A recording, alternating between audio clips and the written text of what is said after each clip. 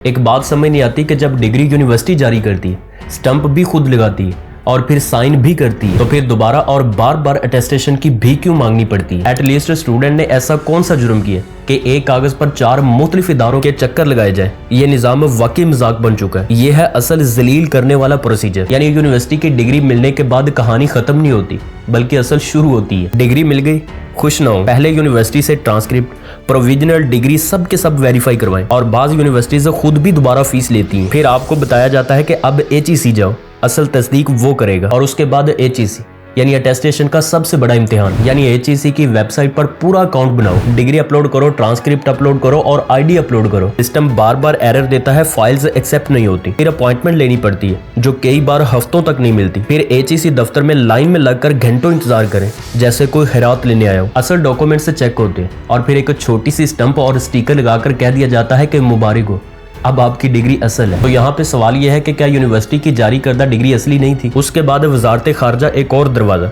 HEC के बाद भी कहानी खत्म नहीं होती। अब आपको MOFA जाना पड़ता है, वहाँ पे एक और टोकन, एक और कितार और एक और फीस। अब वहाँ से भी एक स्टंप लगती है और ये स्टंप दरअसल इस बात की तस्दीक होती है। फिर भी स्कूल नहीं, एम्बेसीज बाकी है। जो मुल्क जाना हो इसकी एम्बेसीज का चक्कर भी जरूरी है। पूरी फाइल लेकर जाएं, फीस भी अलग, सिस्टम भी अलग, पॉलिसी भी अलग, कभी 3 दिन, कभी 7 दिन, कभी महीना और फिर एक और मोर। तो फिर यहाँ पे सवाल ये है कि क्या यूनिवर्सिटी की डिग्री झूठी है?